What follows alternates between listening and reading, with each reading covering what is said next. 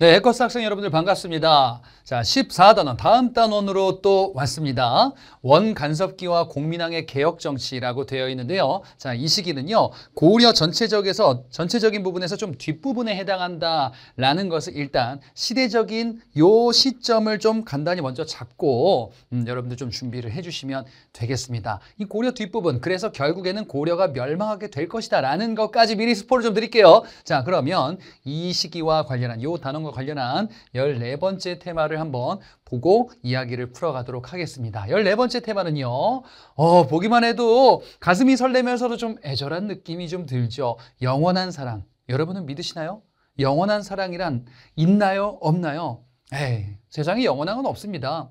아니에요. 영원한 건 있죠. 진심이 통한다면요. T와 F에서 왔다 갔다 하고 있습니다. 제가. 네.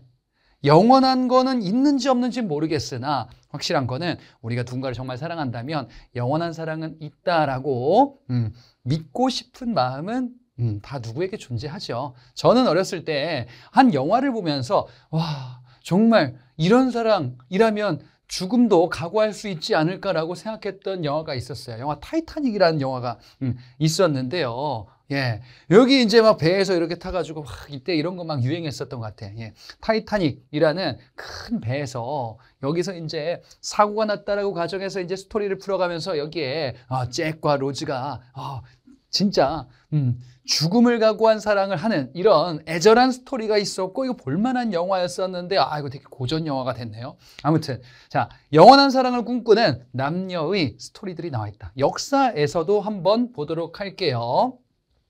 글쎄요, 이건 뭐 실제는 아닌 것 같은데 소설로 각색된 우리나라 이야기가 있습니다. 자, 지금 보니까 한 젊은이가 뭔가 설레게 기다리고 있습니다. 그래서 얘기를 하고 말을 전하고 있어요. 한번 뵙자 하시는데요. 이거 뭘까요? 춘향전이에요. 춘향전. 춘향이와 몽룡이의 이런 러브 스토리. 그래, 춘향이가 변학도에 이수청을 들지 않으면서도 결국 내 사랑을 지켜내게 되고 과거에 급제해서 암행어사가 돼서 나타났었던 그 아름다운 스토리. 그래요. 이들은 정말 자신들의 사랑을 믿었던 것 같아요. 서양 얘기로 한번 볼게요. 문학에서 되게 애절한 스토리가 있습니다. 바로 로미오와 줄리엣이죠. 서로 적대적인 집안에 바로 그 아들과 딸이었었던 로미오와 줄리엣. 결국 이들은요, 자신들의 사랑을 지키기 위해서 죽음을 택하게 된다. 그래요. 정말 애절한 사랑의 대명사. 죽음도 우리를 갈라놓을 수 없어요. 이렇게 이들은 믿고 있지 않았을까요? 그래. 참. 애절하면서 이런 마음은 참 지키고 싶죠. 한 해 한 해 나이를 먹어갈수록 내 안에 순수성이 조금씩 퇴색되는 게 좀 안타깝기도 하고 이걸 좀 지켜나가기도 싶고 이런 생각들 많이 들기도 합니다. 한국사에도 있습니다. 한국사의 로미오와 줄리엣, 바로 공민왕과 노국공주 또는 노국대장공주라고도 하는 이 사람들입니다. 진짜 로미오와 줄리엣이요. 왜냐하면요, 적국 출신. 고려의 왕이고요. 고려가 이 나라를 공격할 건데 원나라, 원나라 출신의 황족의 딸이에요. 둘이 부부입니다.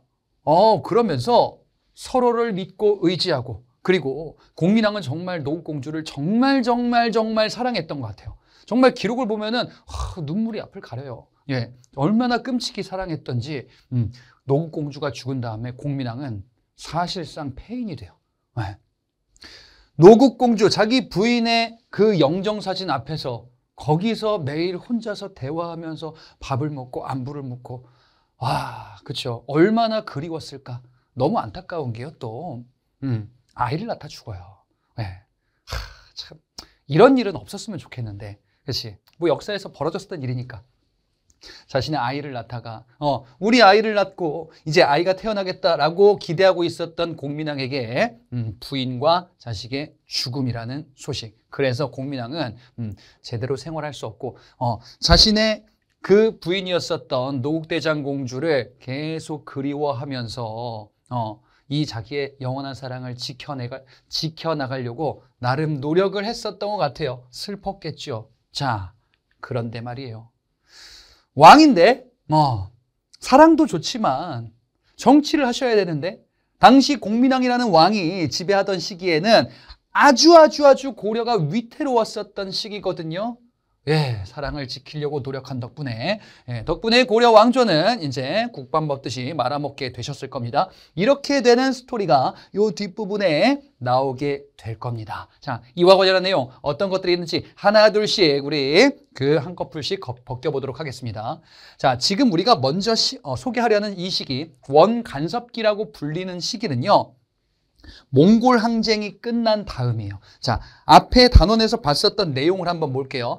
대외 침입과 관련해서 우리가 뭘 봤었냐면요, 고려를 침입했었던 고려 초반부에 거란이 있었고, 그리고 여진이 있었고요, 그리고 몽골이 있었고, 그리고 고려 마지막에 홍건적과 왜구의 침입이 있었다, 이렇게 봤었어요. 그 중에서 몽골 침입, 자, 몽골 침입 이 과정에 당시 집권 세력은 무신이었었어요. 이 무신들이 몽골 항쟁을 쭉 이어갔었는데 최후 집권 시기부터 쭉 이어갔었죠. 자, 그런데 이 몽골의 침입과 항쟁 과정에서 결국 고려는 점점점 피폐해지고, 그리고 고려 정부는 안 되겠다, 굴복해야겠다. 그래서 몽골이 세운 원나라와 협상해서 개경으로 돌아갔죠. 물론 삼별초는 끝까지 항쟁을 이어가고자 했으나 결국에는 개경으로 환도하면서 우리는 원나라의 간섭을 받는 이런 시기로 넘어가게 된다라고 볼 수가 있단 말이죠. 자, 요 스토리 간단히만 말씀드릴게요. 여기서 조금만 보충을 하는 거예요. 당시 고려 조정, 당시 고려 왕의 아들이었었던 태자가 사신 자격으로 몽골에 가요. 몽골에 가가지고 이제 협상을 하는 거야. 우리가 얘기하려고 하는 거는 이제 당신들의 요구를 들어줄 테니 군사를 물려달라, 이거예요. 예, 이렇게 된 거야. 그런데 이때 당시 몽골의 황제의 아들 둘이 싸움을 하고 있었어요. 우리가 둘 중에 하나를 택해야 돼.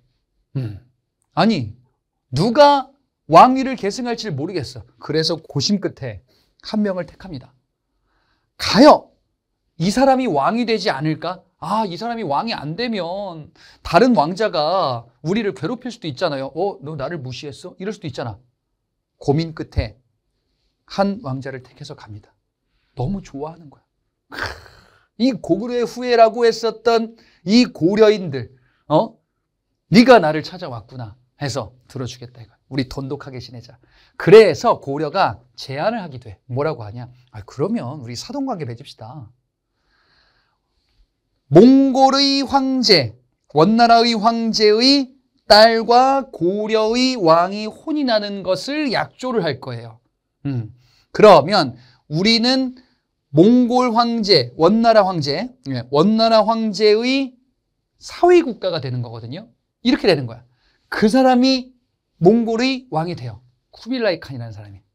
이렇게 해서 우리가 이런 일이 벌어진 거예요. 우리의 조건은 뭐였냐? 군사를 물려달라. 그리고 우리나라를 멸망시키지 말아달라요. 그렇겠죠. 그래서 고려의 간판이 없어지진 않아요.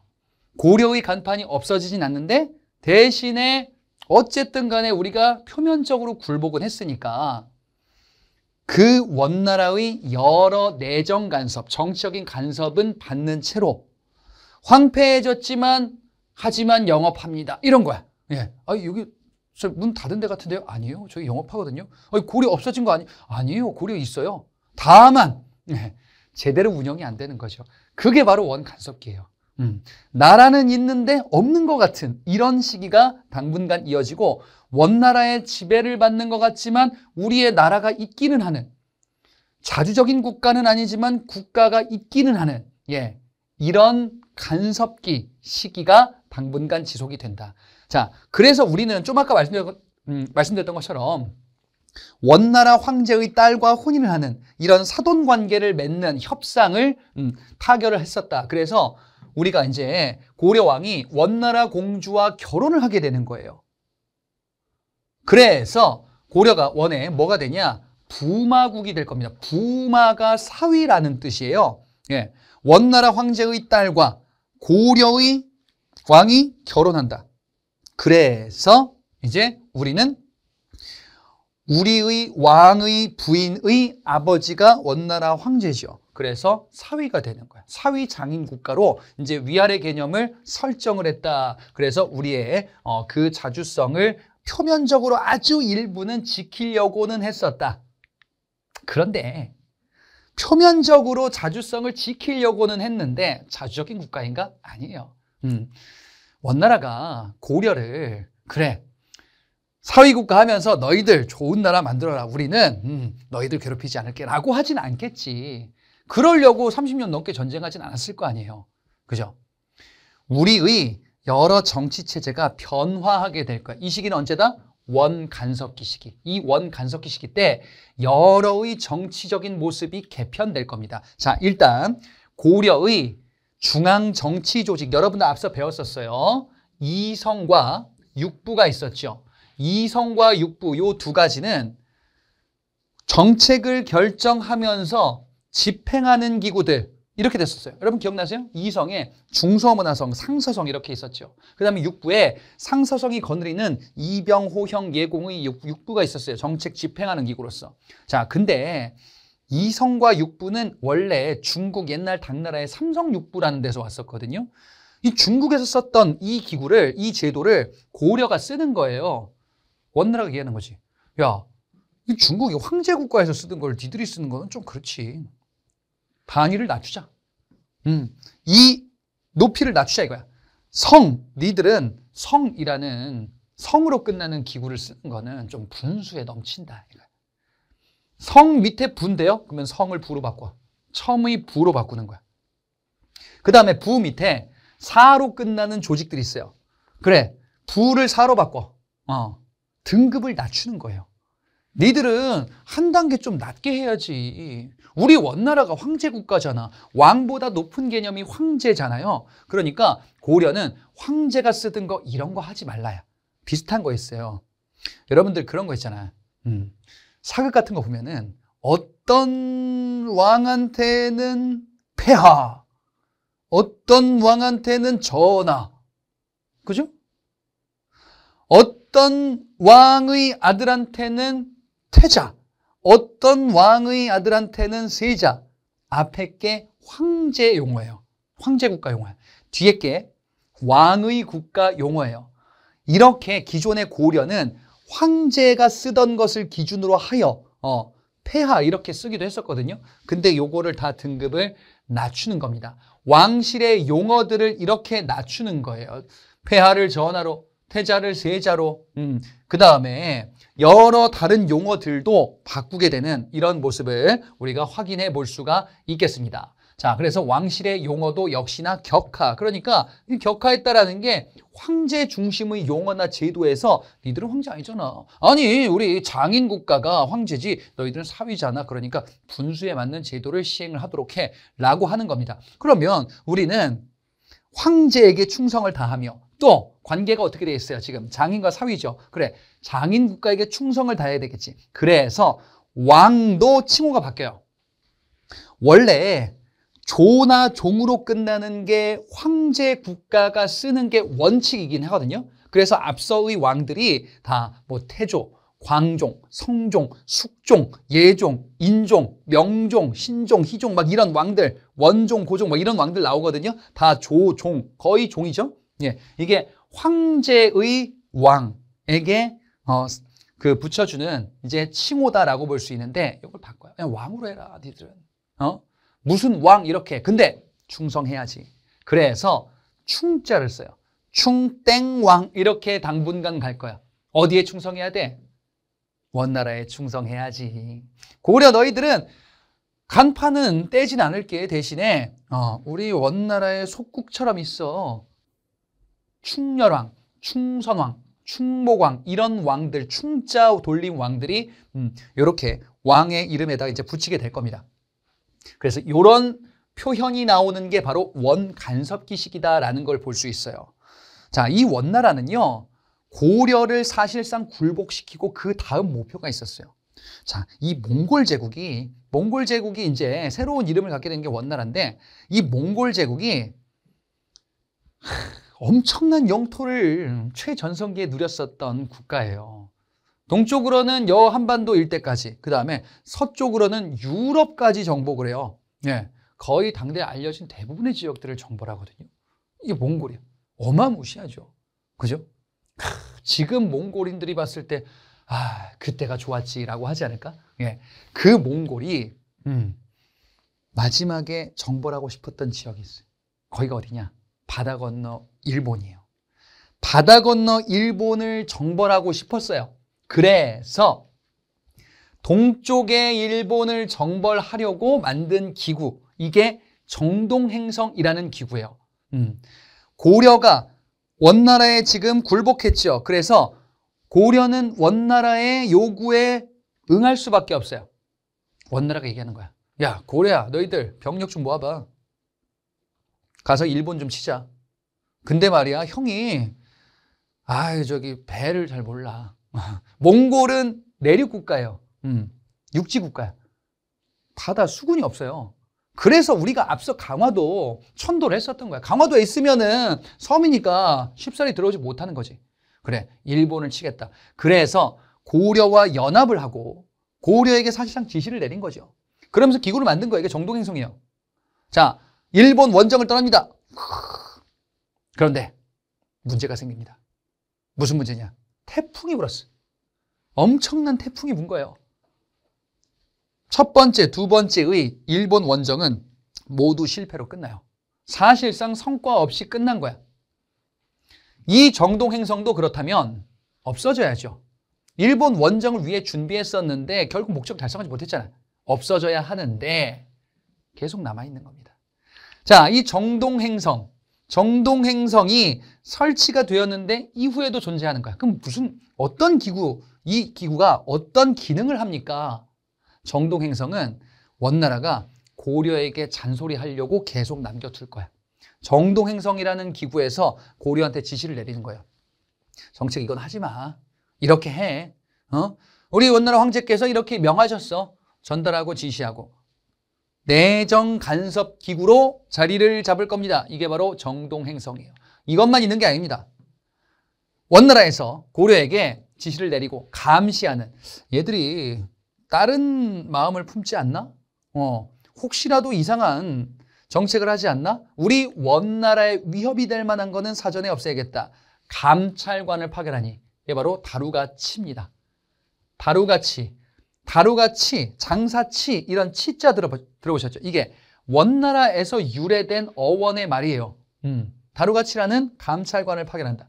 그리고 이런 거 말고도 막 군대도 두지 않을까요? 고려가 혹시라도 딴 마음 품지 못하게끔 만호부라는 이런 군사 조직도 두고요. 그 다음에 감시하는 기관들을 또 만들기도 해요. 그리고 이 원나라가 우리의 영토 일부를 빼앗아요. 여기는 좀 가져가야겠다. 거기가 어디냐? 화주, 여긴 천령 이북이라고 하는데 북한 쪽에, 동해안 쪽에 있는 그런 지역이에요. 요 지역의 쌍성 총관부, 평양 지역도 빼앗아요. 서경 지역, 동령부. 제주도 일대 탐라 총관부를 설치해서 빼앗습니다. 제주도 일대는요, 앞서 삼별초항쟁이 최종 진압된 데죠. 삼별초항쟁을 진압하고 제주도를 봤더니 여기 경치도 좋고 말도 이거 많이 잘하고, 제주도에 말이 많잖아요. 그래서 이 영토를 뺏어요. 뺏은 영토에다가 이런 것들을 기관을 만든 거예요. 원나라 쌍동탐을 뺏어요.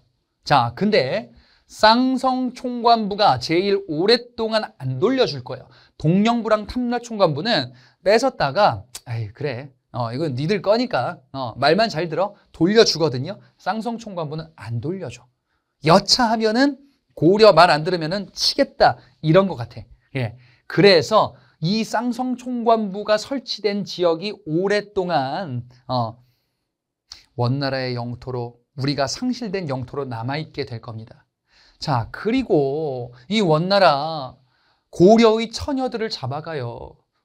전쟁 나면 어떻게 돼요? 전쟁 나면 남자는 죽고 여자는 납치되고, 이런 게 보통 일반적인 현상. 그러니까 전쟁은 나면 안 되는 거죠.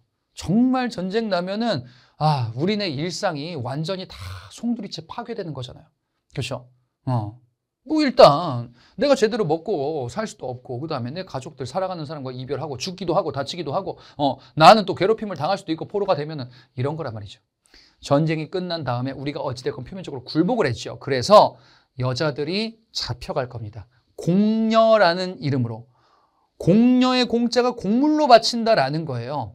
우리가 말을 듣는 조건으로 이제 뭔가를 바치는 거예요. 뭐 여자를 바치는 거예요. 그 기관이 결혼도감이라는 기구예요. 결혼도감이라는 기관을 통해서 여자들을, 처녀들을 몽골에다 바치는 거야. 아니, 안 바치면 안 됩니까? 안 바치면 우리 또 뭐 공격하겠죠. 그렇지? 그래서 공녀로 징발되는 겁니다. 강제로 끌려가는 거예요.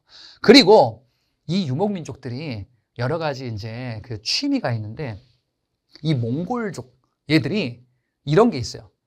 자신들의 부를 과시하기 위한 수단이 있어요. 생각해 보시면 이런 거 있잖아요. 내가 돈 좀 많은 거 과시하고 싶어. 그러면 뭐 이제 뭐 명품 이런 거 있잖아요. 뭐 외제차 이런 거 있잖아. 그렇지? 그런 거 하면은 나 뭐 요즘에 좀 잘 나가라고 이제 뭐 과시하는 것들 있잖아요. 이 유목민족들은 뭘 과시하냐? 매를 과시해요. 매. 예. 내가 가지고 있는 매가 완전 극희귀템. 너 이런 매 봤어? 독수리 비슷한 거 있잖아, 매. 이 매를 이제 어떻게 하냐? 자신의 애완매처럼 이제 가지고 다니는 게 이제 자기의 부를 과시하는 건데 희귀템일수록 가치가 높아. 원나라가 고려를 굴복시키고 나서 소문이 나는 거예요. 고려의 매가 희귀템이다. 그렇겠죠? 그래서 명을 내려. 고려야, 니들 매 좀 잡아와. 매년 좀 갖다 바쳐. 은방이에요, 이게. 예. 매를 갖다 바치면 되는 건 뭐 어렵지 않지 않습니까? 자, 여러분, 매를 잡아야 되는데 산채로 잡아야 돼. 그렇잖아요. 매를 죽여서 사냥해서 잡을 수 없잖아. 어마어마하게 힘든 일인 거예요. 이런 수탈들이 계속 이어질 수밖에 없는 시기가 원간섭기인 거죠. 정치는 정치대로 간섭을 받고요. 그 다음에 우리는 인적, 물적 자원을 수탈당하는 이런 현상들이 나오게 된다. 자, 당시 충자 왕들 시기가 나오는 걸 보니까 원간섭기죠. 충렬왕, 충선왕, 네, 아버지와 아들인데요. 이런 왕들이 등장을 하는 시기입니다. 자, 이 시기 때에도 원의 간섭을 받지만 우리가 뭔가 고려를 제대로 운영은 해야 될 것 같은데 라는 생각들은 일부는 있었겠죠. 그래. 이런 기관들을 만들어서 뭔가를 해결해야 되지 않을까? 그 뭔가가 뭐냐? 토지와 노비 문제를 해결해야 되지 않을까? 무슨 말인지. 자, 지배층이 어떻게 바뀌는지를 다시 한번 말씀드려 볼게요. 고려의 지배층이 앞서 문벌 귀족이었었어요. 문벌 귀족. 그랬다가 이 문벌 귀족들이 정변을 맞죠. 무신 정변으로. 무신 집권기로 바뀌었었어요. 그리고 이 시기 때, 무신 집권기 때 몽골의 침입이 있었죠. 근데 지금 원간섭기는 몽골 침입이 끝난 이후예요. 그러면 무신 집권 계속 이어집니까? 아니에요. 무신 집권의 기반이 강화도에 있었는데 강화도에서 이제 고려 정부가 나갔잖아. 그럼 다 무너진 거야. 그러면 새롭게 지배 세력으로 등장한 이들이 누구냐? 바로 원나라에 잘 빌붙으면 성공할 수 있는 시대, 거기서 기회를 잡은 사람들이에요. 조금 극단적인 사례를 하나 보여드릴게요. 원나라 사람들이 고려에 많이 오겠죠. 뭐 간섭하려고. 근데 원나라와 우리가 말이 잘 통하지 않잖아. 그러면 뭐야? 옆에서 저기 이렇게 하라는데요. 말 좀 하는 애들이 있어요. 또는 원나라 애들 옆에서 이제 시중 들고서 심부름 해주는 애들이 있어요. 걔네들이 엄청나게 성장하는 거예요. 이른바 친원파들이 성장해요. 친원파를 비롯한 당시의 권력을 많이 누렸었던 이런 사람들, 세력들을 권력을 가지고 있는 세력가라고 하여 권문세족이다 라고 이야기를 합니다. 권문세족이 바로 원간섭기 요 시기의 지배층이에요. 주로 원나라와 친밀하면서 빌붙어 있는 이런 세력들이 중심이 되겠죠. 그렇지? 그리고 당시의 이런 권력을 가지고 있는 권세가들. 자, 그런데 시기가 시기인 만큼 원나라의 힘을 등에 업고 떵떵거리는 이런 권문세족들. 정치를 잘 운영했을까요? 이 사례를 한번 생각해 보세요. 우리가 원나라에 간섭받던 친원파. 그러면 일제강점기 때는 친일파가 있겠죠. 친일파는 우리 조선 사람들 위해서 좋은 일을 하려고 했을까? 아니잖아. 응? 자신의 권력을 늘리기 위해서 온갖 더러운 일을 마다하지 않았겠죠. 이때도 마찬가지. 이 권문세족은 그래, 이 시기 때 내가 권력을 점점 늘려야겠다. 그래서 이들이 뭘 하냐? 백성들의 토지를 빼앗아요. 백성들이 가지고 있는 농민들의 토지를 빼앗는 거예요. 농민들의 토지를 빼앗는다. 빼앗아도 됩니까? 안 되지 원래. 근데 그런 식으로 자신의 권력을 악용을 하는 거예요. 농민들이 토지를 뺏겨요. 그리고 농민들의 신분도 뺏겨요. 뭐냐? 노비로 전락하는 거예요. 농민들이 노비로 팔려가는 거예요. 누군가의 재산으로 팔려가는 거예요. 조금 구체적인 거는 뭐 이런 건데요. 권문세족들 떵떵거리고 있는 권세가 돼요. 근데 농민들은 기본적으로 먹고 살기 빠듯해요. 흉년이라도 한번 들면은 굶어 죽는 거야. 그래서 이 권문세족이 어떻게 하냐? 당시 지배층들이 이렇게 하는 거예요. 그래, 혹시 빌려줄게. 나중에 갚어. 못 갚을 수도 있지. 그러면은 땅을 뺏는 거야. 나중에 또 못 갚을 수도 있죠. 그러면은 뭐야? 너 노비로 와. 이런 식으로 토지와 노비, 농민들이 완전히 몰락해가는 시기고 권문세족 일부들만 떵떵거리면서 기록에 따르면요. 가지고 있는 땅이 산천과 산을 경계로 했대. 어마무시한 땅들을 독점하고 있고 노비들로 팔려고 했었던 농민들. 이런 문제들을 해결하기 위해서 나름의 노력을 기울이긴 했었다라는 거예요. 토지가 밭전자잖아요. 이런 한자 보신 적 있죠? 그 다음에 노비가 사람 민자, 백성 민자. 그래, 사람의 문제잖아. 전민 변정도감이라는 기관. 요거는 뒤에 공민왕 때 다시 나오는데 이전에도 뭔가 있었나 보다 정도로 맥락으로만 보시면 돼요. 그래서 이걸 해결해야 돼. 어떻게? 토지를 원주인에게 되돌려주고 잘못된 방법으로 노비로 전락했었던 백성들을 해방시켜줘야 될 거 아니에요. 그래 나라 꼴이 제대로 운영이 될 거 아니에요. 근데 이게 쉬운 게 아닌 거죠. 충선왕이라는 왕 때는요. 사림원이라는 개혁기구를 두어서 이 사림원을 통해서 개혁을 추구하려고 했었어요. 그리고 이 충선왕은요. 원나라 수도 지금 베이징인데 여기에다가 만권당이라는 기관을 통해 만들고 이 기관을 통해서 이제 원나라에서 새롭게 확산되고 있었던 학문을 우리도 열심히 공부해보자. 미리 말씀드리면은 성리학이라는 학문이에요. 예, 그래. 이 학문이 좀 좋은 것 같은데 이 학문을 우리가 좀 공부를 하고 정치에다가 좀 녹여보자 라는 생각을 가지고 있는 사람들이 조금씩 늘어나요. 그만큼 당시의 모습이 별로 좋지가 않았구나. 자, 충자 왕들 때 이 개혁을 추구는 하는데 잘 안 돼요. 왜 그렇겠어? 충자 왕들 때 잘 안 돼요. 왜? 충자 왕들이잖아. 원 간섭기 아니에요. 우리가 우리나라를 위해서 좋은 국가를 만들기 위한 개혁이 잘 될까? 안 돼. 원나라의 심기를 거스르면 안 돼. 그리고 원나라에 빌붙어 있는 이 권문세족들, 이들이 이렇게 떵떵거리면서 나쁜 생각을 갖고 있는 한 개혁은 어려운 과제가 되는 거예요. 예. 이 충렬왕과 충선왕 때 나름대로 개혁을 추구했는데 잘 안 되는구나. 이 원간섭기 때는 그래서 지금 권문세족들이 고위권직을 독점하면서 토지를 늘려나가네요. 거대한 대농장을 경영을 하는 겁니다. 이 농장은 농민들의 토지를 빼앗아서 어마무시한 땅을 독점하고 있다라는 측면으로 보시면 되겠습니다. 친원파들뿐 아니라 이전부터 있었던 세력들 일부가 이때 권세가들로 다시 변신을 뿅 하기도 하겠죠. 자, 이 원간섭기 때는요. 원나라의 우리가 간접 지배를 받고 있다 보니까 원나라에서 왔어. 이거 어디 거야? 이거 대륙 건너왔어.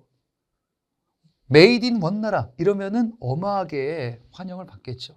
원나라의 여러 풍속이 우리에게 전해지면서 와 역시 인싸라면 원나라지 이렇게 가는 시대예요. 이게 원간섭기야. 그런 풍속을 뭐라고 하냐? 몽골풍이다라고 해요. 몽골의 풍속이 우리나라에 널리 확산되고 유행하는 거야. 그들의 외형적인 패션 모습을 우리가 동경하기도 하고 닮으려고 하겠죠. 그것이 이 유목민족이거든요. 유목민족은 우리와 좀 달라요. 우리는 정착민족이잖아요. 그렇지? 농경민족이잖아. 근데 유목민족은 농경을 하는 게 아니라 가축을 다니고 이동하는 민족이란 말이에요. 이들의 머리 스타일을 보면은 앞에를 밀어요. 그리고 뒤에를 묶어요. 그거 뭐라 그런지 아세요? 변발이라 그래. 왜? 여러 가지 뭐 옛날 자료 검색하면 중국에 보면은 뭐 이렇게 머리 앞에 밀고서 이런 헤어스타일이 좀 있거든요. 이게 변발이야. 글쎄요, 뭐 여러 가지 뭐 해석들이 있긴 하더라고요. 왜 변발을 하는지. 근데 뭐, 그 해석 중에 하나, 제가 그럴 수도 있겠다라고 생각했던 것 중에 하나가 뭐 이런 것도 있었어요. 왜 앞에 머리를 밉니까? 유목민족들은 물이 부족해. 네, 그러니까 이게 머리가 있으면은 여러 가지 막, 뭐 여러 가지 막 그 병균도 있을 수 있고 막 그렇지 않으니까 그러니까 밀어버린다 뭐 이런 얘기도 있는데 그거는 그냥 참고로 넘어가시면 됩니다. 그 다음에 족두리하고 연지곤주 찍고 이런 거 있잖아요. 결혼할 때 우리의 전통 혼례에서 그 전통 혼례의 모습의 상당수가 몽골 풍속이 들어와서 정착된 거예요. 또 호복, 몽골의 당시 그들의 복장이 우리나라에 들어오기도 합니다. 예, 그래서 이전과는 다른 모습의 복장이 조금 나오기도 해요. 그리고 요것도 여러 가지 해석이 있는데 설렁탕 같은 것도 이때 들어왔다라고 이야기하는 것도 있어요. 그 다음에 술 중에서 소주 있죠, 소주. 증류주. 그러니까 막걸리 같은 곡물주 말고 증류주 있어요. 맑은 술. 그렇지? 우리의 전통 소주라고 알려진 것들은 원래는 저기 이슬람 쪽에서 만들어지고 개발된 게 증류주 기법인데 이게 몽골을 통해서 우리나라 이때 들어온 거야. 네. 그러니까 몽골에서 들어왔었던 풍속이나 이런 게 상당히 많이 확산되고 정착되는 시기이기도 합니다. 그리고 이 시기 때부터 일찍 결혼하는 풍속이 자리를 잡아요. 이른바 조혼이다라고 이야기를 해요. 조혼, 조가 일찍이란 뜻이거든요. 아침조, 일찍 결혼한다. 조혼이 성행해요. 왜? 앞서 뭐라 그랬어요? 처녀들을 잡아간다며. 처녀들을 잡아가니까 안 되겠다. 어린 나이인데도 결혼을 해버리는 거야, 그냥. 안 잡혀가려고. 정말 눈물겹다. 그죠? 이게 원간섭기 때 있었던 풍속의 변화, 사회의 모습이라고 볼 수 있습니다. 그리고 요거 중요하게 볼 거 있다가 성리학 뒤로 올 겁니다. 그 다음에 새로운 역법인 수시력. 역법은 뭐냐면요. 달력이에요. 새로운 달력. 원나라에서 들어온다. 걔들이 과학이 좀 발달했었던 겁니다. 화약 제조법은 앞서 봤었죠. 이거 기억나세요? 최무선. 화약, 화포. 그래서 진포대첩에서 활약했다라고 봤었죠. 그래, 이게 원나라를 통해서 들어온 거야. 그러니까 우리가 원의 간접적인 지배를 받긴 한데 뭐 나름대로 좋은 것도 당연히 있겠죠. 문화가 이제 교류되니까. 그렇지? 이런 식이다라고 볼 수 있어. 근데 확실한 것은요. 정치적으로는 상당히 문란하게 이 권문세족들이 정치 경제적인 권력을 독점하면서 여러 문란한 정치 운영이 이어지고 있었구나. 이 모습을 시정하고 싶죠. 나라를 제대로 만들고 싶어. 그 다음에 원나라의 간접적인 지배받는 이런 모습을 좀 바꿨으면 좋겠어. 이때 등장하는 왕이 공민왕입니다. 자, 이 공민왕은 원나라의 반기를 드는 우리의 자주성을 회복하는 이런 정책을 추진해 나가기 시작할 건데 그게 가능한 배경이 하나 있어요. 뭐냐? 원나라와 명나라로 바뀌어가는 시기예요. 중국의 원나라 세력이 약화되고요. 새로운 국가가 등장하면서 중국 대륙에서 원과 명나라가 이제 세력 경쟁을 할 때요. 명나라는 세력이 커지고 원나라 세력이 약화되는 시점이야. 자, 그런데 우리가 원나라의 간섭을 받고 있다 그랬죠. 원나라의 힘이 약해지면 약해질수록 우리가 원나라의 간섭에서 벗어날 수 있는 가능성과 그 모습은 점점 더 늘어나겠네. 그런 시기, 이걸 우리가 원명교체기다라고 이야기를 해요. 원나라에서 명나라로 바뀌는 시기예요. 이렇게 바뀌는 원명교체기 때의 왕이 공민왕입니다. 자, 이 공민왕은요, 마찬가지로 부마국이라 그랬죠. 우리가 공민왕은 아직 원나라가 우리를 간섭하는 시기에서 왕위의 즉위예요. 그래서 이제 벗어나기 시작하거든요. 그러면 공민왕도 역시나 원나라 황실의 딸과 혼인하겠죠. 그렇게 혼인했었던 인물이 바로 노국대장공주예요. 줄여서 노국공주라고 하는. 그래. 어쩔 수 없이 혼인한 거긴 한데 근데 정말 둘이 아끼고 사랑했던 거예요. 그게 처음에 나왔었던 영원한 사랑이었던 거예요. 그래. 공민왕이 이런 개혁을 추진할 수 있었던 배경 중에 하나가 공민왕을 지지하는 이런 세력이 등장하거든. 요 신진사대부는 좀 이따 말씀드릴게요. 근데 숨어있는 얘기가 하나가 바로 노국대장공주예요. 여러분 봐봐. 공민왕이 지금 반원 자주정책을 추진하고 싶거든요. 반원의 반이 반기를 든다, 반대한다예요. 나는 이제 우리 고려는 원나라에서 벗어나겠다. 간섭하지 않게끔 싸우기도 하겠다라는 거잖아요. 근데 내가 사랑하는 부인이 원나라 적국의 황실의 딸이잖아요. 노국대장공주는 공민왕을 지지합니다. 고려를 위해서 이 몸을 바치겠다. 그러니까 공민왕 입장에서는 얼마나 미안하고 얼마나 감동적이에요. 그렇잖아요. 정말 목숨 바쳐 사랑할 만하죠. 그렇지? 자신의 조국이 아니라 남편의 조국을 나는 택해서 이 개혁에 내가 최전선에 서겠다라는 거죠. 노국대장공주가 공민왕을 지지했기 때문에 공민왕이 힘을 받은 거예요, 사실. 자, 당시에 대표적인 친원파 인물이 있었어요. 대표적인 친원파 인물. 이 사람은요, 자신의 여동생이 원나라로 갔는데 근데 거기에서 황후가 됩니다. 원나라 황제의 부인이 돼요. 그리고 자식을 낳아요. 황자를 낳아요. 아들을 낳았어요. 누구냐? 기황후예요. 기황후의 오빠가 바로 이 사람이야. 기철이에요. 엄청난 권력을 갖고 있지 않았을까요? 봐봐. 내가 기철이야, 만약에. 그런데 고려 사람이야. 고려 사람인데 내 여동생이 지금 어디 있어요? 원나라에 있어요. 근데 황제 부인이야. 그 다음에 아들도 낳았어. 눈에 뵈는 게 없죠. 고려에서. 그렇지? 공민왕 때 이 기철의 권력이 어마무시했었던 거야. 공민왕이 기철을 부릅니다. 이야기 좀 합시다. 기철이 이제 왕이 부르니까 가서 얘기 좀 해야겠지라고 하지 않았을까? 그래가지고 이쪽으로 들어가시면 되는데 그럼 들어가서 얘기하지 앉으시면 돼. 앉았지 갔더니 병풍 뒤에 갑자기 누가 후루루. 이게 뭐야? 죽었어요. 기철을 죽입니다. 공민왕이 기철을 죽였어요. 네. 친원파들을 숙청하겠다라는 거야. 이 소식을 듣고 물론 원나라의 기황후가 오빠 죽었잖아. 네, 군대 보내겠죠. 물론 이걸 격퇴할 겁니다. 또. 그럼 공민왕은 지금 원나라가 보복하겠다는 걸 감안을 하고 요거를 그죠? 시행을 하고 있는 거예요. 이른바 반원 자주 정책이다라고 볼 수 있어요. 원나라 반기를 들으면서 자주국가를 회복하겠다라는 겁니다. 그리고 정동행성 앞서 봤었죠. 내정 간섭기구.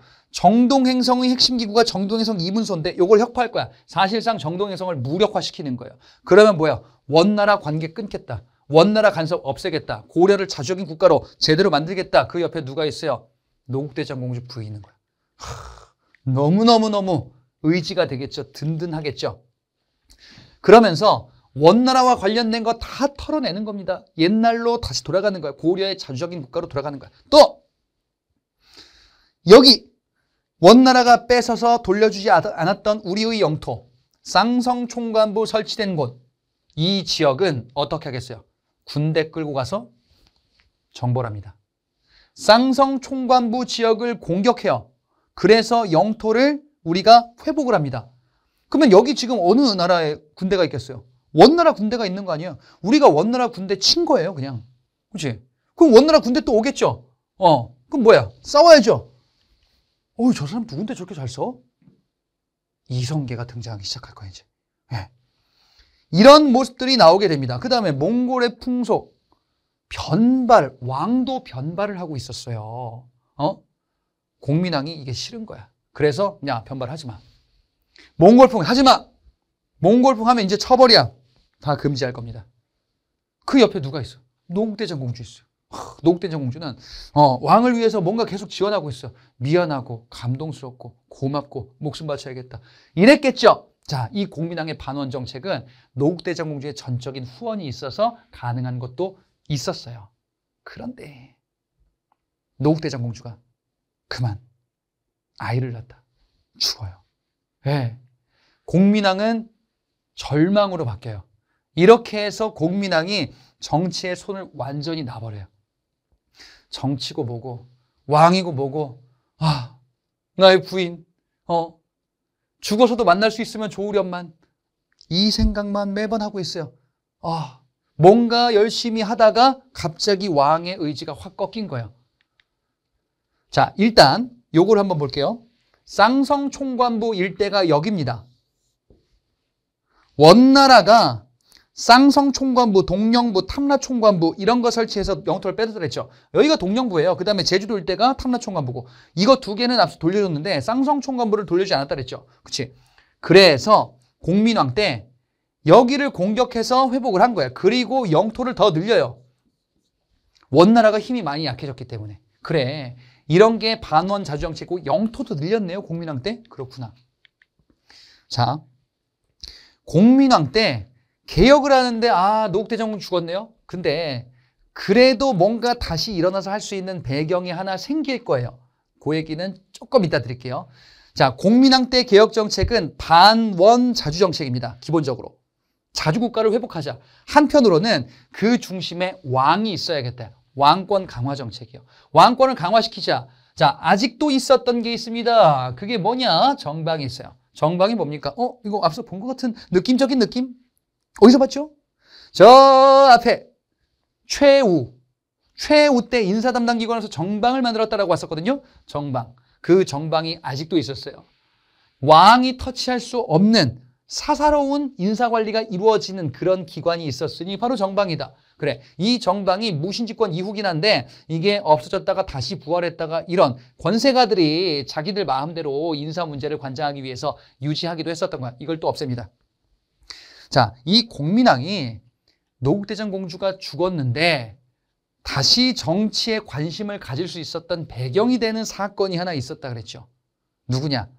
공민왕은 권문세족들의 그 정치 운영의 문제점을 시정하고 싶었는데 누구를 통해서 정치를 해야 될지 모르겠었어요. 그 전에는 노국대장공주가 후원을 해주었기 때문에 뭔가 좀 파트너를 바탕으로 정치를 운영할 수 있었는데 그것도 안 된단 말이지. 이제 죽었으니까. 아예 새로운 인물을 등용합니다. 민간에서 뭔가 조금 약간 인플루언서처럼 유명해진 사람이 하나 있었어요. 보니까 뭐 옛날에 승려였었대. 근데 승려인데 약간 조금 승려가 맞나? 근데 보니까 말주변이 굉장히 좋아. 근데 이름이 무엇이냐? 신돈이라고 합니다. 신돈을 알게 돼. 근데 이 신돈이 여자를 하나 소개시켜줘요. 공민왕이 마음이 허한 것을 안 거예요. 공민왕이 딱 보고 너무 깜짝 놀랐어요. 부인! 노국대장공주가 앞에 나타난 거예요. 귀신인가? 노국대장공주랑 닮았던 것 같아 되게. 공민왕은 그러니까 다시금 용기를 얻을 수 있겠죠. 파트너들이 생겼잖아요. 그죠? 이 신돈을 통해서 전격적으로 설치한 게 바로 전민변정도감이야. 이거 봤었죠? 전과 민을 바르게 만들어야 돼요. 어떻게? 토지와 노비 문제를 해결하겠다 이거지. 토지와 노비. 그래, 토지. 농민들이 토지를 억울하게 빼앗았겠어. 그 다음에 농민들이 노비로 전락했어요. 그러면 이 두 가지를 바꿔야죠. 어떻게?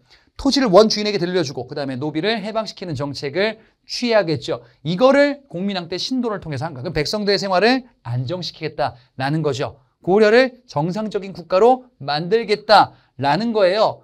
그러면서 공민왕이 개혁의 파트너로서 성장하고 있었던 세력이 또한 있었어요. 바로 신진사대부라고 불렸었던 세력입니다. 자, 이 신진사대부는요, 당시에 권문세족에 저항하면서 새롭게 성장한 세력이에요. 신진사대부는요. 권문세족은 정치 운영을 너무 문란하게 했잖아요. 근데 이 신진사대부는요, 이거 안 되겠다. 새롭게 개혁을 해야 됩니다. 라는 개혁 중심의 세력들이에요. 이들은요, 원래는 지방 총구석에 있었던 세력들이거든요. 지방의 지방 세력가들, 여러분 향리라고 했었죠. 이 향리와 향리 자제 출신들인데 이들이 중앙정부로 출세해서 올라간 거예요. 뭐 과거 시험을 봐가지고 합격한 거예요. 지방의 향리 출신이었었는데 과거 시험 봐서 합격했어. 그래서 중앙 관료가 됐어요. 근데 봤더니 어머나 세상에 얘들 뭐야. 와, 살다 이 정도 나쁜 사람은 처음 봅니다. 마치 이런 거예요. 아니 우리가 공부하기로는 나라 운영은 이렇게 해야 된다라고 봤는데 당시에 새롭게 유행하던 학문이 있었어요. 바로 성리학입니다. 자, 이 성리학은요. 새로운데 아예 새로운 건 아니야. 무슨 얘기냐? 이 성리학은 원래 이 유학이에요. 유학.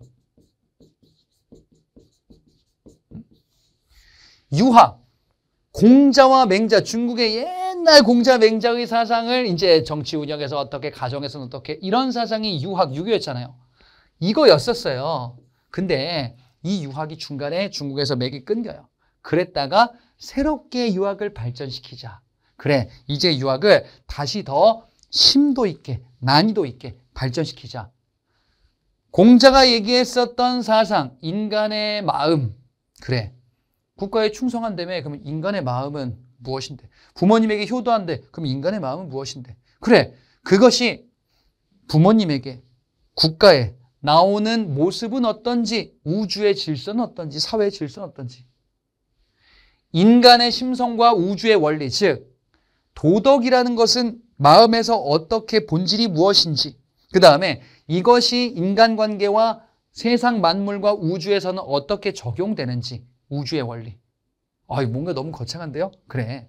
유학의 공자가 얘기했던 유학을 좀 더 발전시키면서 정말 좋은 도덕적 국가를 만들자라는 그런 학문이에요. 이게 성리학이에요. 이 성리학은 이전 중국의 주희라는 사람, 주자라고도 해요. 이 사람이 만든 건데 원나라를 통해서 들어온 거야. 성리학에 심취했었던 세력이 신진사대부예요. 그리고 개혁이 필요하다. 근데 공민왕이 개혁을 했죠. 그래서 공민왕 개혁의 파트너로 이제 막 조금씩 아장아장 성장하고 있었던 세력이 신진사대부야. 공민왕은 원나라에 독립해야 돼. 그 다음에 원나라에 빌붙었었던 권문세족들을 약화시켜야 돼요. 친원파를 척결해야 돼. 이런 정책의 파트너가 돼가고 있는 거죠. 이 신진사대부, 그래서 이 신진사대부가 하나둘씩 성장하게 되는데 신진사대부들은 이제 이런 생각을 하게 돼요. 고려를 개혁해야 되겠다. 고려가 너무 썩었다 지금. 권문세족이 문제를 많이 일으키고 있다. 그래, 우리 고려를 잘 유지하면서 잘못된 것들을 하나하나 개혁하자. 그들이 온건파 사대부들이에요. 대표적인 인물이 정몽주입니다. 그 다음에 정몽주의 스승 이색이 있어요. 이색이란 인물이 공민왕 때 많이 성장했었던 성리학자거든요. 이색의 제자 정몽주도 그래, 이 고려를 잘 개혁을 해야 된다라는 생각을 하고 있었어요. 그런데 이색의 또 다른 제자이자 정몽주의 친구였었던 정도전은 조금 더 과감한 생각을 갖게 돼요. 고려가 보통 썩은 게 아니다. 이 정도전은 당시 모함을 받아가지고 유배를 한번 갔었거든요. 백성들의 삶이 어렵다라는 건 알고는 있었는데 이 정도일 줄이야. 너무 충격을 받은 거예요. 야, 내가 진짜 너무 편하게 살았구나. 이렇게 힘들 줄이야.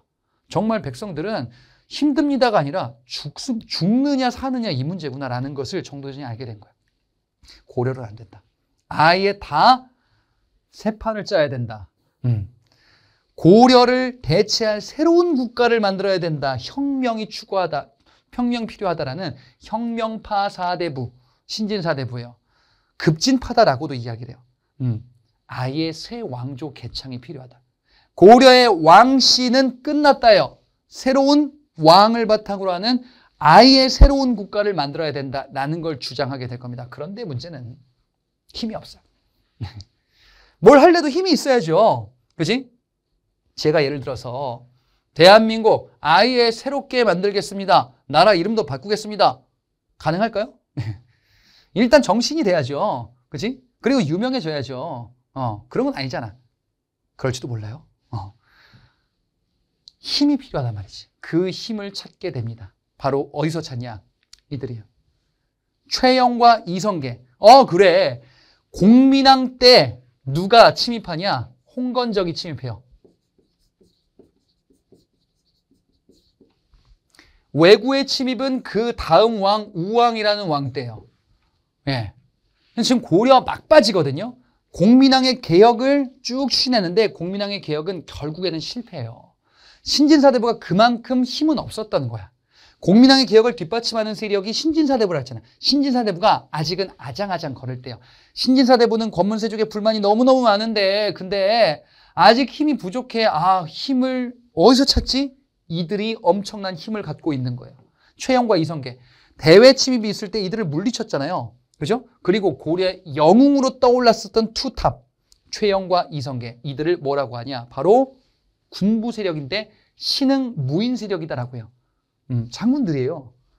군 지휘관들이 고려에서 거의 왕족만큼 그 이상만큼 힘을 키워간 거야. 자, 그런데 이 둘 중에서 이때 공민왕 다음 왕 때 우왕 때 가장 힘이 셌던 사람은 둘 중에서 최영이 좀 더 셌었어요. 이 최영이 당시에 남아있는 권문세족 일파들을 제거하는 데 주도적 역할을 하거든요. 이인임이라는 사람이에요. 그래서 우왕 때는 최영과 이성계 중에서는 최영이 조금 더 우위에 있었어요. 그랬구나. 그런데 이때는 공민왕 이후부터 원나라에서 명나라로 바뀌어가는 원명교체기라 그랬죠. 원은 쇠퇴하고 명나라는 성장하는 때예요. 그리고 공민왕 이후에는 원나라가 더 쇠퇴하고 이제 내륙으로 쫓겨갈 거야. 그리고 명나라가 중국을 많이 차지하기 시작하는 게 더 확산될 때예요. 이때 명나라가 고려에게 요청을 해. 어이 고려야, 나 새롭게 중국의 주인이 돼가는 명나라야. 너 나를 잘 섬겨야 될 것 같아. 예, 안녕하세요. 근데요. 야, 내가 있잖아. 좀 조사해 보니까 너 옛날에 내가 지금 쫓아내고 있는 원나라 땅을 뺏었더라? 무슨 말씀인지. 그거 있잖아요. 그거 뭐 쌍성 그거 있잖아. 쌍성 총관부요. 그게 사실 원래 우리 땅 고려 땅이었어요. 아니야. 내가 갖고 싶어. 옛날 원나라 땅이었던 것 같은데 내가 갖고 싶어. 그래서 내 걸로 할게. 황당한 얘기가 나온 거야. 이 명나라가 철령 2부, 여기가 쌍성총관부 있던데요. 여기다 철령위라는 걸 설치하고서 자기가 가져간대. 아니 원래 우리 땅이었던 거를 원나라가 뺏어갔던 걸 우리가 다시 되찾은 거잖아요. 근데 이걸 다시 내놓으라고 하는 거야. 이쯤 되니까 아니 이거 명나라 안 되겠네. 여론이 안 좋아지는 거야. 명나라가 중국에서 큰 영토를 지금 늘려나가고 있는데 그래봤자 아직 제대로 자리를 못 잡았다. 이참에 우리가 치자. 이런 주장이 나오는 거야. 누가 이걸 주장하냐? 최영이 주장하는 거야. 당시 최고 집권자 최영이 우왕과 함께 주장을 하는 거예요. 그래서 어디를 치자라고 하냐? 명나라로 가는 길목에 있는 옛 고구려 땅. 그래, 우리 고구려 땅을 회복할 수 있는 절호의 찬스다. 요동 지방을 정벌하자라는 주장을 해요. 예. 만주 일대로 넘어가는데요. 그러니까 한반도를 넘어서 옛 고구려 땅을 회복하자라는 거야. 요동 정벌을 주장합니다. 그래서 그래, 우리가 고려의 병력을 막 싹 긁어 모아가지고 명나라 쳐서 명나라를 코를 납작하게 해주자. 영토도 뺏자. 근데 그건 좀 안 될 것 같은데요. 누가 그러냐? 이성계가 얘기하는 거야. 이성계가 당시에 두 번째 권력을 가지고 있는 사람이었단 말이죠. 이성계는 자기가 그 지역을 잘 알아. 이성계는 변방에 있었던 장수였다가 크게 성장해서 권력을 잡은 사람이거든요. 그 지역은 지금 전쟁 안 된대. 그리고 우리가 지금 작은 나라고 얘들이 좀 덩치가 큰데 작은 나라가 큰 나라 치는 거는 위험하대. 아니 그리고 이렇게 병력 다 끌고 가는데 저 밑에서 왜구들 오면 어떡하냐. 그리고 이성계 여러분 앞서 제가 말씀드렸죠. 명사수라고. 장마 때는 이게 활이 이게 녹슬어야 잘 안 돼. 못 쓴다 이거야. 이런저런 이유를 얘기해요. 이게 사불가론이에요. 4가지 이유를 들어서 이성계가 안 된다고 합니다. 이거 하면은 우리가 이길 수가 없다. 근데 최영이 듣더니 내가 명을 내렸는데 가. 네가 가라 이성계. 이성계는 명을 거역할 수가 없어요. 그래서 이성계가 명을 받들어서 요동 정벌을 갑니다. 그러다가 이성계가 마음을 바꾼 거야. 안 되겠다. 이 고려를 구해야 된다. 이거 하다가는 우리 잘못하다가 망한다. 그리고 내가 병력을 지금 다 갖고 있고 나를 충성하는 이런 부하들 많다 이거지. 그래서 돌아갑니다. 어디로? 개경으로 돌아가요. 돌아가서 우왕을 폐위시키고 최영을 제거합니다. 오, 이성계가 역사에 남을 쿠데타를 일으킨 거예요. 위화도 회군이에요, 이게. 그래서 이성계는 결국 왕도 갈아씌웠네요. 그 다음에 최고 권력자 최영도 제거했네요. 그리고 누구랑 손을 잡을 거냐? 바로 정도전과 손을 잡을 겁니다. 정도전은 힘이 필요했어요. 이성계 최고 권력자로 자리를 이제 막 잡고 있어요. 그래, 이성계의 뜻이 나와 같다면 새롭게 고려를 새 판을 짤 수 있겠다. 새로운 국가로 뒤집을 수 있겠다라는 것을 구체화시킬 겁니다. 그 결과물이 바로 조선의 건국이 될 거예요. 그 얘기는 조선시대 가서 조금 더 상세하게 나오겠죠. 자, 이게 바로 고려의 마지막 부분이다. 우리가 지금 봤었던 게 원간섭기부터 이 고려의 멸망 요 직전까지 얘기가 고려의 뒷부분이죠. 그리고 대외 침략과 관련해서 성장한 이성계, 그리고 국내 정치의 문란에서 이제 대한 세력으로 등장한 신진사대부. 신진사대부와 신흥 무인 세력 이성계, 신진사대부와 이들이 연합하면서 결국 고려에 대해서 개혁을 추구하는 방향을 전개해 나갔구나라는 걸 알 수가 있죠. 자, 이론은 여기까지 하고요. 문제 풀이로 넘어가 보도록 하겠습니다.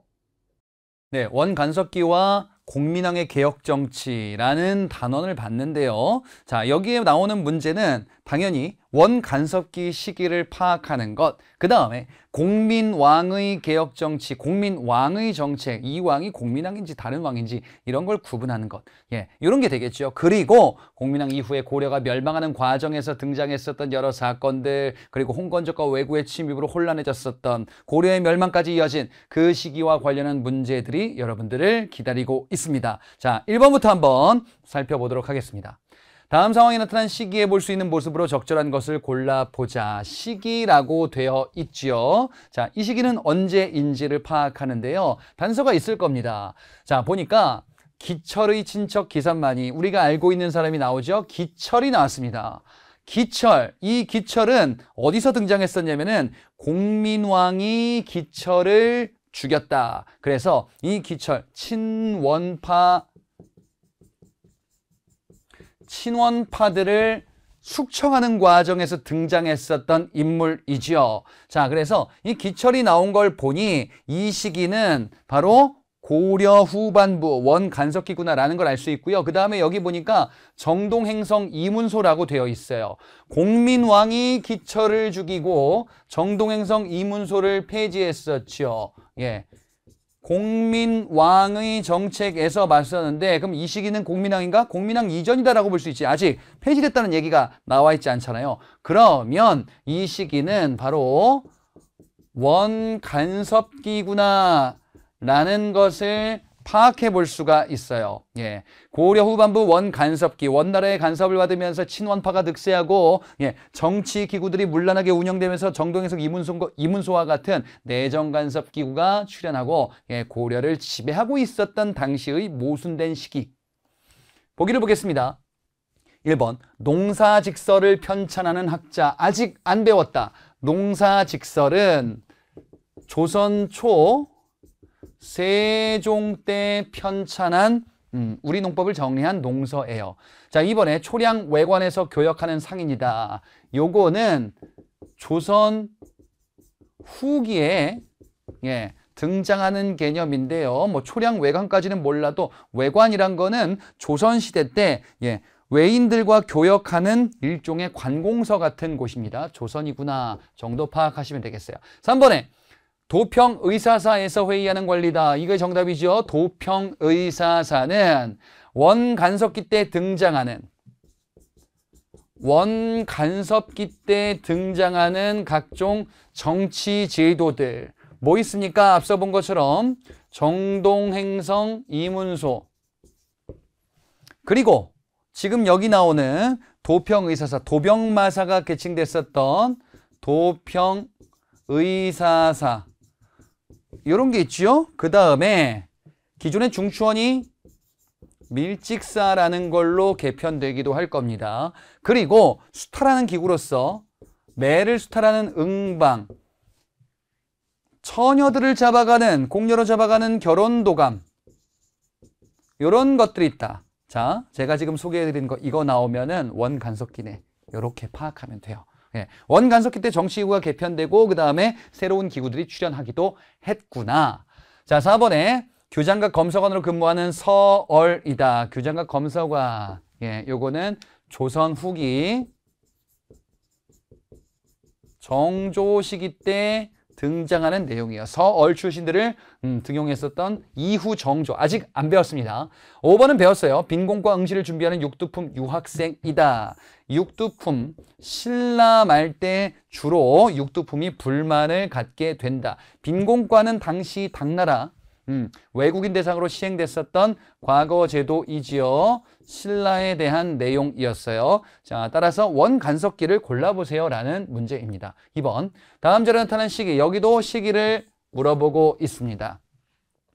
자, 보니까 이게 지금 뭔가 무슨 사료인지 파악하기가 살짝 난해할 수도 있는데 단서를 찾으면 돼요. 사료든 자료든 여러분들이 아는 거 찾으면 돼요. 이거 알고 있잖아. 응방. 좀 아까 봤잖아요. 응방은 매를 징발하는 기구입니다. 자, 원나라가 고려의 매들을 우리가 잡아갈 텐데 기관 통해 가지고 니들이 요거 잡아서 바치도록 해. 요거 얘기하는 거지요. 응방이라는 기구다. 그리고 요 뒤에 보니까 모두 사전을 받았는데 많은 경우에는 수백 결에 이르렀다. 백성들을 전호로 삼는다. 이게 무슨 얘기냐면요. 지금 이 당시 지배층들이 토지 독점 문제가 심각했다라는 것을 알려주고 있고요. 백성들이 토지에서 쫓겨나는 사례들, 내 토지를 빼앗기는 사례들, 이런 것들이 점점 늘어나고 있다라는 걸 얘기하고 있어요. 사전전. 예, 여기서 저는 밭전자 토지 얘기하는 거죠. 그래서 많은 토지를 바탕으로 이 당시의 지배 세력, 정말 자신들의 경계가 산천과 산천, 이를 경계로 내 땅이 저기 보이는 산줄기까지 이런 어마무시한 토지 독점 문제, 바로 원간섭기 지배 세력이다라고 할 수 있는 권문세족의 행태란 말이에요.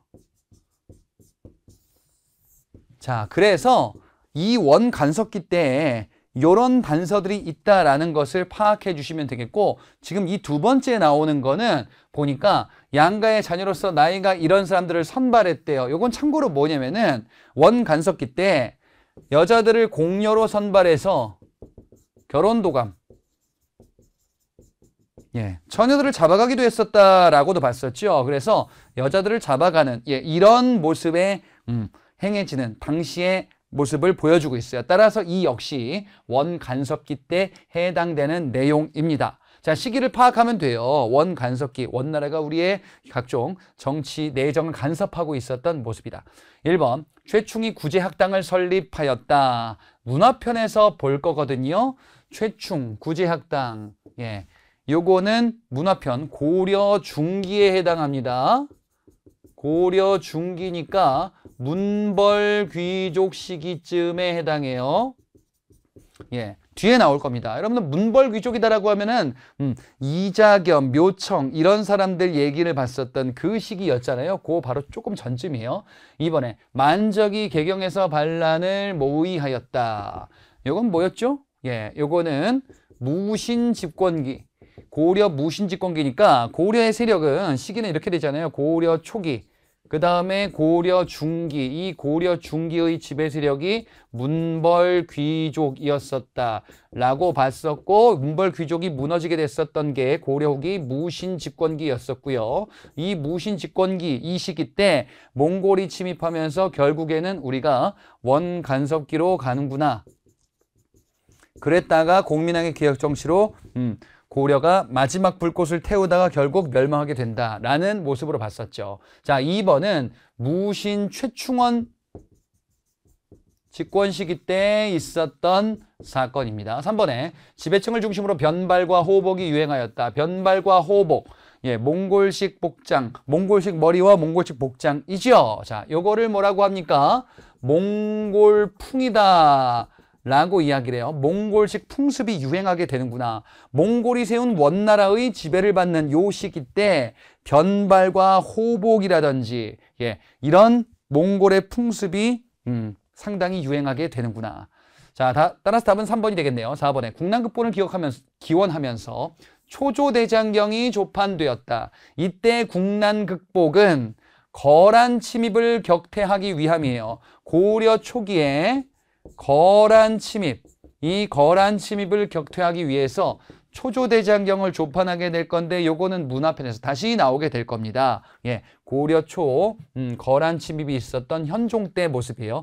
5번에 기근에 대비하기 위하여 구황철효가 간행되었다. 구황철효는 조선 시기, 조선 중기 때 나오는 이런 서적 중에 하나입니다. 이거 뒤에서 잠깐 보도록 할 겁니다. 자, 어쨌든 답은 3번 원간섭기 요 시기를 고르세요라는 문제였었네요. 3번 밑줄친 이왕 어떤 왕이일까? 자, 이곳에는 이왕과 그의 왕비인 노국대장공주래요. 이 사람의 왕비가 노국대장공주래요. 이 가슴 아픈 러브스토리. 그렇죠?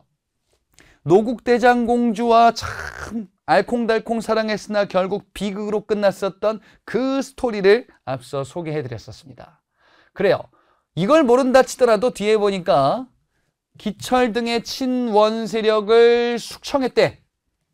정동행성 이문소를 폐지했대요.